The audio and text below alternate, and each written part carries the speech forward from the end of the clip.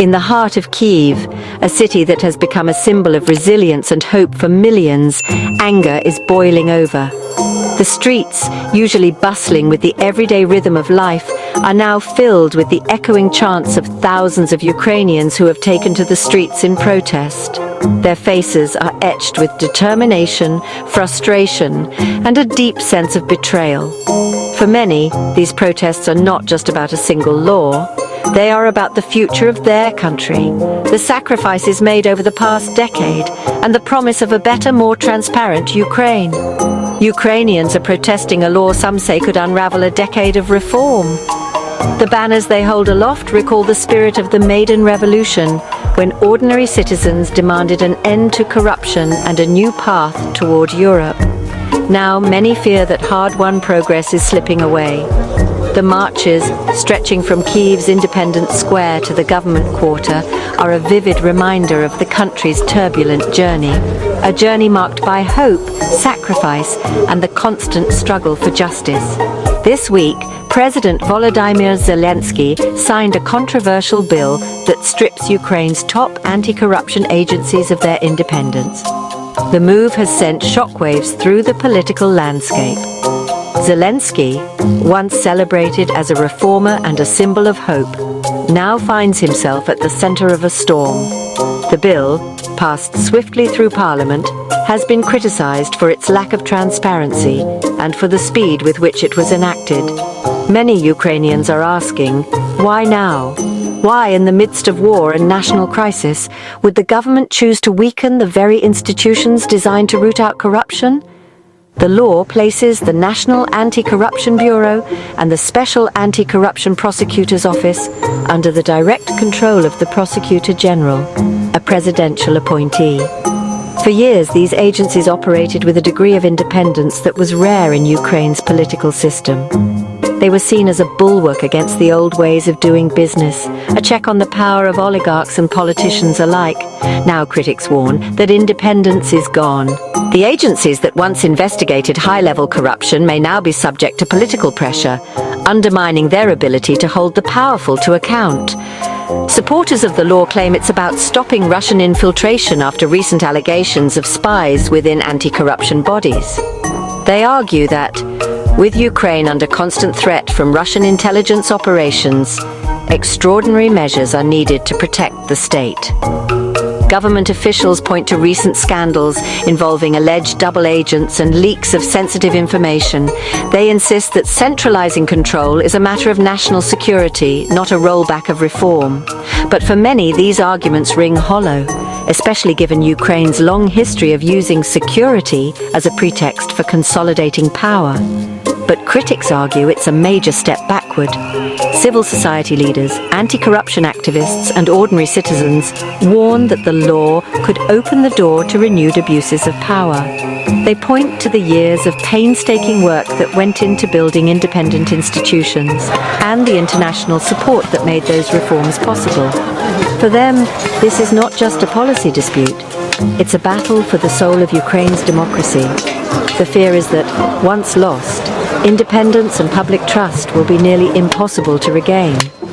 Transparency International, a global watchdog, calls it a massive setback. Their statement, echoed by other international organizations, warns that Ukraine risks undoing years of progress. Across Kyiv, Lviv, and Odessa, protesters gather not just in city squares, but outside government buildings, embassies, and even international organizations.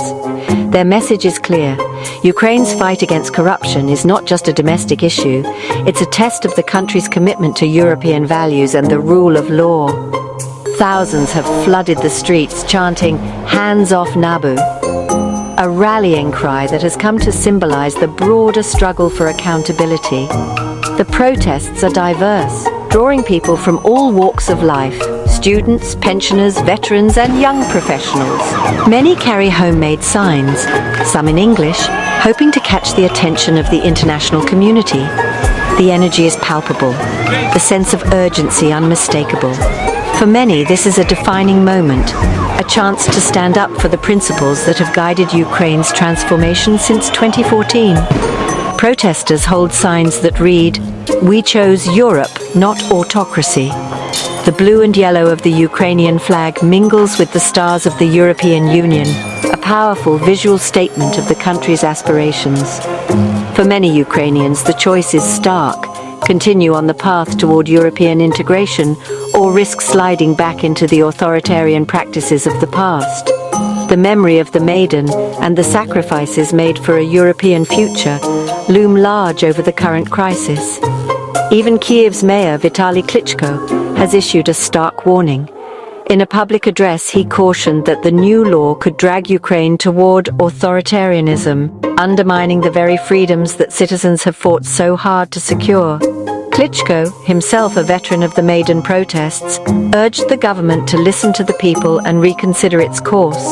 His words have resonated with many, adding to the growing chorus of voices demanding change. International reaction has been swift and, in many cases, severe. News outlets around the world have picked up the story, framing it as a critical test for Ukraine's democracy. World leaders, from Brussels to Washington, have issued statements expressing concern. The eyes of the world are once again on Ukraine, a country that has become a symbol of both hope and heartbreak in the struggle for freedom. The European Union and United States have warned that weakening anti-corruption reforms could jeopardize Ukraine's future in Europe and its access to vital Western aid. EU officials have stressed that independent anti-corruption institutions are a key condition for Ukraine's candidate status and eventual membership. The US State Department has echoed these concerns, warning that any backsliding could undermine international support at a time when Ukraine needs it most. For a country at war, dependent on Western military and financial assistance, the stakes could not be higher. As protests grow and international pressure mounts, President Zelensky has gone on the defensive. In a televised address, he insisted that the law will make anti-corruption efforts stronger, not weaker. He argued that centralizing oversight is necessary to prevent sabotage and ensure accountability during wartime. Zelensky's supporters point to his record of reform and his leadership during the Russian invasion. But for many, these assurances are not enough. The trust that once defined Zelensky's relationship with the public is now being tested as never before. With the country still at war and public trust at stake, the tension is far from over. Scenes of protesters clashing with police, barricades going up in city centers, and heated debates on television have become daily realities. The war with Russia has already placed immense strain on Ukrainian society, and now the battle over anti-corruption reform threatens to deepen divisions.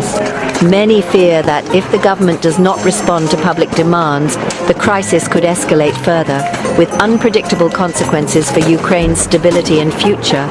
Across Ukraine, the debate rages on. In cafes, classrooms, and living rooms, people are asking hard questions. Is this a necessary wartime reform, or a dangerous rollback of democracy?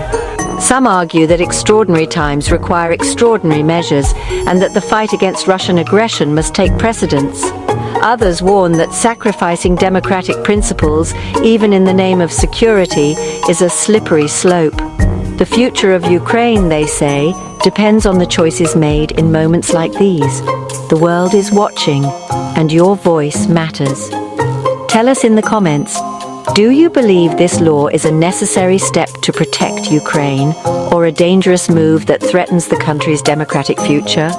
Subscribe for more updates as we continue to follow Ukraine's crisis, a story of courage, controversy, and the ongoing fight for freedom and justice in the face of adversity.